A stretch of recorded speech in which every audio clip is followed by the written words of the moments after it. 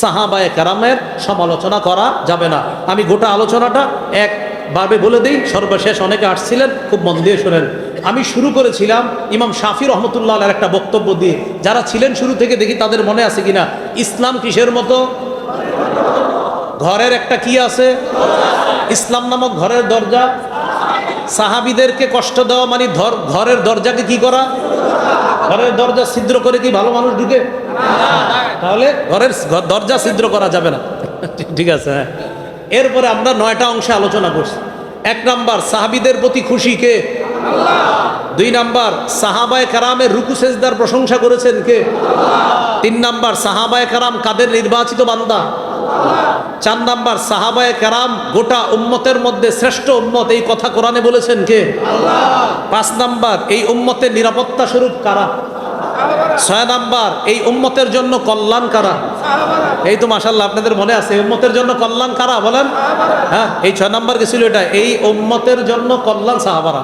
7 number, সাহাবীদের মর্যাদা রক্ষা করার আদেশ করেছেন নবী, এটা 7 নাম্বার।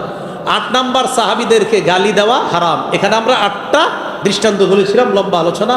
9 নাম্বার, সাহাবীদের মধ্যে একজন সাহাবী, তার নাম আমিরে মুআবিয়া, তার সন্তানের অন্যায় কর্মকাণ্ডের কারণে বাবা মুআবিয়া রাদিয়াল্লাহু তাআলা আনহুকে অনেকে নিশানা বানায়।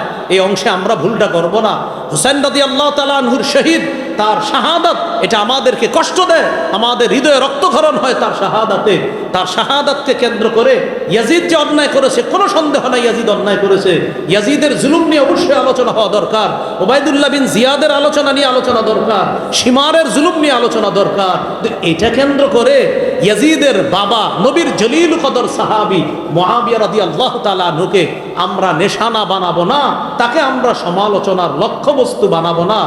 আমরা কোন সাহাবীর সমালোচনা করব না, কারণ নূহ নবীর হায়াত পায়াও যদি ইবাদত করি, নবীর রাগ অবস্থায় কোনো সাহাবী নবীর সামনে উপস্থিত আছে, তারপরেও এই উপস্থিতির মর্যাদার সমপরিমাণ এই উম্মত নূহ নবীর মতো বয়স পেয়েও যদি ইবাদত করে, তাও ওই পরিমাণে পৌঁছতে পারে। মনে আছে না কথাটা? এটা বুঝছেন নি সবাই? এটা খালি একটু মনে রাখবেন, এখন থেকে বুঝাইবেন এমনি। ভাই শোনো, মনে করো নবীর সামনে এক সাহাবী দাঁড়ায় রয়েছে, আর নবীজি তার উপর অসন্তুষ্ট, মানে একটু রাগ করছে সাহাবীর প্রতি। এই যে রাগ অবস্থায় নবীর সামনে সাহাবী দাঁড়ায় রয়েছে, এই অবস্থানটাও এত মর্যাদার। তুমি যদি নূহ নবীর হায়াত পায়া সারা জীবন ইবাদত করি, আমাদের সারা জীবনের ইবাদতের চাইতেও নবীর আগের অবস্থায় যে সাহাবী তার সামনে দাঁড়ানো, এই সান্নিধ্যের সমপরিমাণ বুঝতে পারবো। এই দৃষ্টান্তটা মনে থাকবেন ইনশাআল্লাহ।